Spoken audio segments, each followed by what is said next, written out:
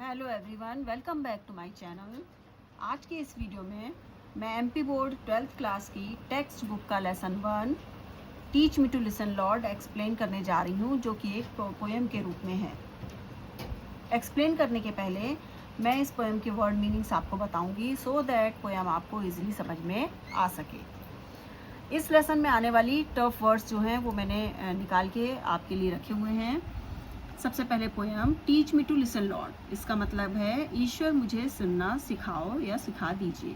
Word meanings में जो words आने वाले हैं इसमें इफेक्टिवली मतलब प्रभावशाली, अटेंटिवली मतलब ध्यानपूर्वक, कोवर्कर्स सहकर्मी, अवेयर मतलब जागरूक होना, विस्पर मतलब फुसफुसाना, होपलेस मीन्स निराश होना या निराशावादी, प्ली विनम्र याचना, फॉरगॉटन भुलाया हुआ या जिन्हें हम भुला देते हैं, क्राई माने पुकार, एंग्विश्ड कष्टदायक, एफ्रेड भयभीत या डर, इनसाइड माने अंदर, डीपेस्ट माने गहरा या भीतरी, बिजनेस मीन्स व्यस्तता, बोर्डम माने उकताहट, जब हम बोर हो रहे होते हैं वो समय, सर्टेनिटी माने निश्चितता, डाउट माने संदेह, नॉइज यानी शोर और साइलेंस मीन्स शांति। अब हम आ रहे हैं पोएम पर। जैसा मैंने पहले भी आपको अर्थ बताया, teach me to listen lord, ईश्वर मुझे सुनना सिखाओ। व्हाट इज मोर इम्पॉर्टेंट, क्या ज़्यादा महत्वपूर्ण है, टू स्पीक इफेक्टिवली और टू लिसन अटेंटिवली, ज़्यादा प्रभावशाली तरीके से बोलना या बहुत ध्यानपूर्वक सुनना। whom should we listen to, हमें किसे सुनना चाहिए, और how कैसे। teach me to listen Lord to those nearest me, यहाँ पर ये पोएम एक प्रेयर के रूप में है और ईश्वर से प्रार्थना कर रहा है और कह रहा है teach me to listen lord, प्रभु मुझे सुनना सिखाओ, टू दोज नियरेस्ट मी, उनको जो मेरे करीबी हैं, माई फैमिली मेरे परिवार वाले, माई फ्रेंड्स मेरे मित्र, माई कोवर्कर्स मेरे सहपाठी, मेरे साथ काम करने वाले, help me to be aware that no matter what words I hear, मुझे जागरूक करो, मुझे सहायता करो जागरूक होने में।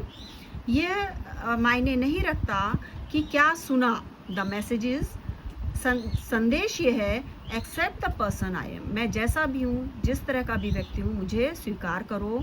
आई एम लिसन टू मी, मुझे सुनो। Teach me to listen lord, ईश्वर मुझे सुनना सिखाओ। To those far from me, far माने दूर, उनको जो मुझसे दूर हैं। The whisper of the hopeless, whisper माने फुसफुसाहट, होपलेस मीन्स जिन्होंने आशा छोड़ दी हो, निराशावादी लोगों की। The plea of the forgotten, जो भुला दिए गए हों उनकी याचना। The cry of the anguished, जो कष्ट से पीड़ित हों उन लोगों की पुकार मैं सुन सकूं। Teach me to listen lord, प्रभु मुझे सुनना सिखाओ। टू माई सेल्फ, मैं खुद को भी सुन सकूं। Help me to be less afraid, मुझे डरने में ज़्यादा, मैं जो डर जाता हूँ उसमें मुझे सहायता करो कि मैं कम से कम डरूं। To trust the voice inside, मैं अपने अंदर से आने वाली आवाज़, in the deepest part of me, मेरे अंदर से गहराई से अंतरात्मा की जो आवाज़ मेरे अंदर है उस पर भी मैं विश्वास कर सकूं। Teach me to listen lord, प्रभु मुझे सुनना सिखाओ। फॉर योर वॉइस, कि मैं आपकी आवाज़ भी सुन सकूं। कब, इन बिजीनेस, जब मैं बहुत ज़्यादा व्यस्त हूँ, एंड इन बोर्डम, और जबकि मैं बोर हो रहा हूँ या उकताहट का समय हो। इन सर्टेनिटी, जब मैं बिल्कुल निश्चिंत हूँ, निश्चिंतता की स्थिति हो। एंड इन डाउट, या कि फिर जब मुझे कोई संदेह हो, उस समय भी मैं आपको सुन पाऊँ। इन नॉइज एंड इन साइलेंस, बहुत शोर हो तभी भी मैं सुन सकूं, और जब बिल्कुल शांति हो तभी भी मैं आपको सुन सकूं। Teach me to listen lord, प्रभु मुझे सुनना सिखाओ। अबाउट द पोएम के बारे में भी बात कर लें। We know the difference between hearing and listening, हम जानते हैं सुनना और दोनों की मीनिंग, हियर माने भी सुनना और लिसन माना भी सुनना, लेकिन इन दोनों में डिफरेंस होता है।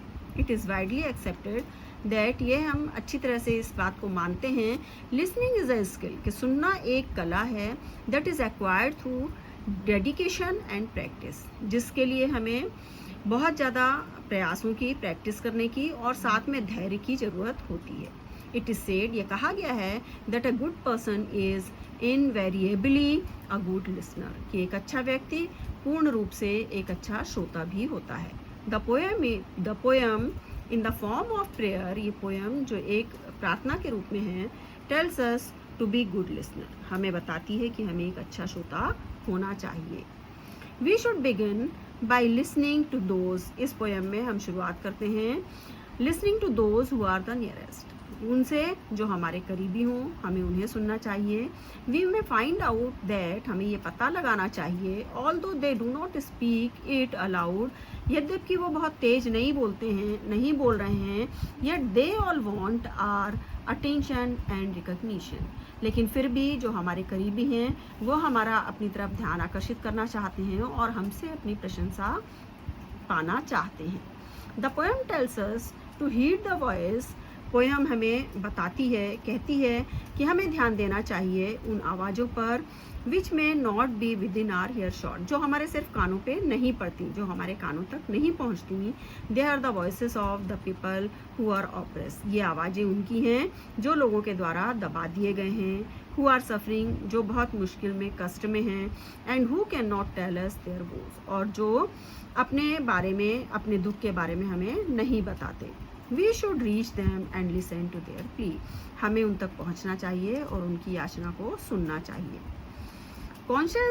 Conscience is the inner voice that warns us against a sinful deed, हमारे अंदर से आने वाली जो आवाज़ है, सही गलत को बताने वाली जो बात है, आवाज़ है, वो हमें जागरूक करती है गलत काम हम ना करें।